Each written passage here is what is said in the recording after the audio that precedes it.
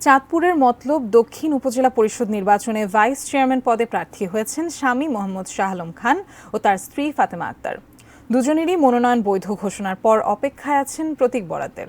নিজেদের মধ্যে প্রতিদ্বন্দ্বিতা না হলেও লড়তে হবে অন্য প্রার্থীদের সঙ্গে। স্বামী স্ত্রী দুজনেই প্রার্থী হয় স্থানীয়দের কাছে তারা এখন আলোচনার বিষয়। চাঁদপুর প্রতিনিধি বিল্লাল ঢালির তথ্য ছবিতে ডেস্ক রিপোর্ট। স্বামী স্ত্রীর নিরিবিলি সংসার, বিশ্ববিদ্যালয় পড়ুয়া দুই ছেলে রাজধানীতে। শাহ আলম ফাতেমা দম্পতির জীবন কাটে রাজনীতি আর জনসেবা নিয়েই। শাহ আলম খান উপাধি উত্তর ইউনিয়ন আওয়ামী লীগের সভাপতি, আর স্ত্রী 14 বছর ধরে একই ইউনিয়ন পরিষদের সংরক্ষিত নারী সদস্য। দুজনেই এবার প্রার্থী মতলব দক্ষিণ উপজেলা পরিষদের ভাইস চেয়ারম্যান পদে।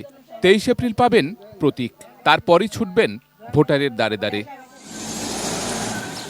প্রথম ধাপে 8 মে হবে 152 উপজেলা নির্বাচনের ভোট গ্রহণ।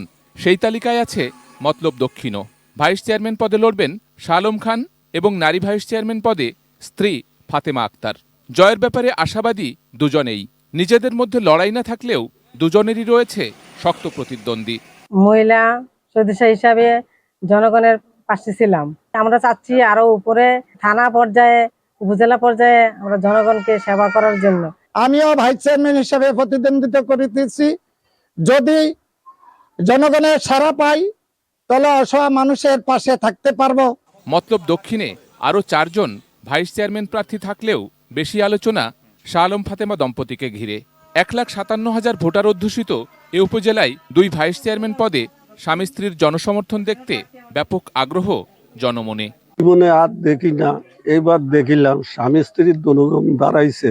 যদি আরো দুজনে পাশ হইতে পারে এর আরো ভালো সেবা যত্ন দুজনের তেনে ঢাবল পাবে। আমরা তো ইনশাল্লাহ এলাকাবাসী আমরা 100% আশাবাদী। আমাদের জন্য দোয়া করবেন। শেখ সালাম, ডেস্ক রিপোর্ট, ATN নিউজ।